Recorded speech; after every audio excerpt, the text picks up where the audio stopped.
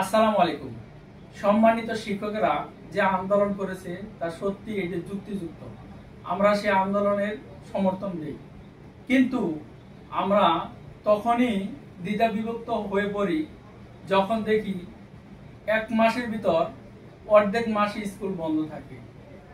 অধিকাংশ দিনে ছাত্রদেরকে পড়ানোর নামে শুধুমাত্র সময় ক্ষেপণ করা হয়। অধিকাংশ টিচারগণ কোচিং বাণিজ্যের সাথে জড়িত। আমার মনটা এখনো আতঙ্কে উঠে আমার বাচ্চাকে নিয়ে চিন্তা করে যে আমি তাকে কোন কোচিং সেন্টারে ভর্তি করাবো কিংবা কোন মাস্টারের মাধ্যমে প্রাইভেট পড়াবো। আমি সমস্ত শিক্ষকদেরকে বলবো, আপনারা নিজেদেরকে একটু প্রশ্ন করেন যে আমি কি কোনো রাজনীতির সাথে জড়িত, আমি কি কোনো দুর্নীতিগ্রস্ত, আমি কি আমার শিক্ষার বাহিরে কোনো কোচিং বাণিজ্যের সাথে জড়িত।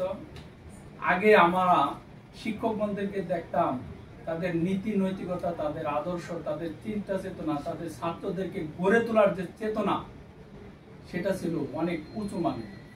কিন্তু বর্তমানে অধিকাংশ শিক্ষকদের নৈতিকতা, চিন্তা চেতনা, মননশীলতা, এমনকি ছাত্রদেরকে ভবিষ্যতে গড়ে তোলার যে ধ্যান ধারণা, সেখান থেকে আমার মনে হয় অধিকাংশ শিক্ষকেরাই পিছিয়ে আসছে। আমরা শিক্ষকদের সমস্ত আন্দোলনের যুক্তিকতা, এমনকি আন্দোলনের সমর্থন দেই, কিন্তু আপনাদেরকে অনুরোধ করব আপনারা বুকে হাত দিয়ে আমাদের স্কুল পড়ুয়া সন্তানদের দিকে একটু খেয়াল করেন, আমাদের সন্তানের ভবিষ্যতের জন্য কিছু করেন। আপনারা শুধু আপনাদের স্বার্থের দিকে তাকিয়ে থাকেন না, আপনারা শুধু আপনাদের স্বার্থই দেখেন না, আমাদের সন্তানের দিকে একটু তাকান। আমরা অভিভাবকেরা আহাজারি করতে থাকি, ছুটাছুটি করতে থাকি যে আমার বাচ্চা কোন স্কুলে ভর্তি করাবো, কোন টিচারের আন্ডারে আমি তাকে পড়াশোনা করাবো, কিংবা স্কুলে তার অবস্থাটা কেমন, কিংবা স্কুলের পরিবেশটা কেমন। যখন আমরা অরিজিনাল বিষয়গুলো দেখি আমরা হতাশ হয়ে যাই। আমরা সমস্ত শিক্ষকদেরকে বলবো, আসুন আমাদের বাচ্চাদেরকে বাঁচান, আমাদের ভবিষ্যৎ প্রজন্মদেরকে বাঁচান। এই যে আজকে এসএসসি রেজাল্ট বের হয়েছে, 21 বছরের ভিতর সর্বনিম্ন রেজাল্ট, এই রেজাল্ট এরকম হওয়ার পিছনে অভিভাবক এবং শিক্ষক এবং কি প্রতিষ্ঠান, পারিপার্শ্বিকতা সবাই জড়িত।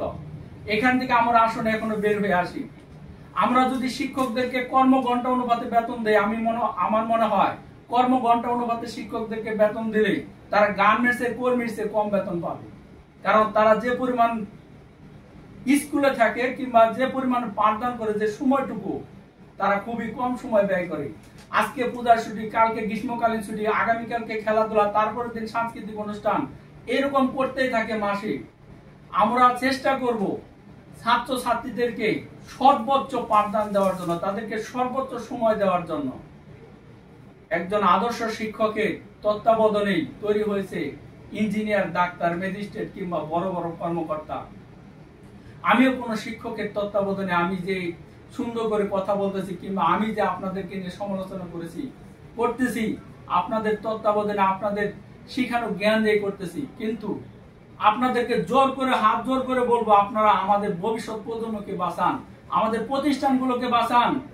আপনারা আপনার ব্যক্তি স্বাধীনতা থেকে বের হয়ে এসে সমাজ, জাতি, দেশ, এমনকি ভবিষ্যতের জন্য কাজ করেন।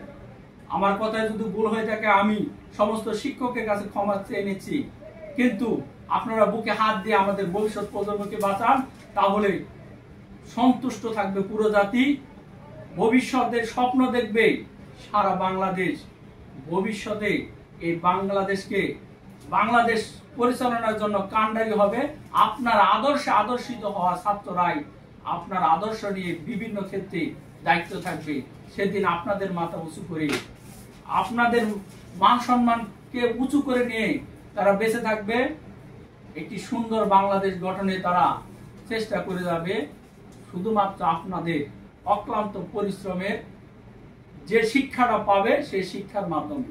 ধন্যবাদ সবাইকে।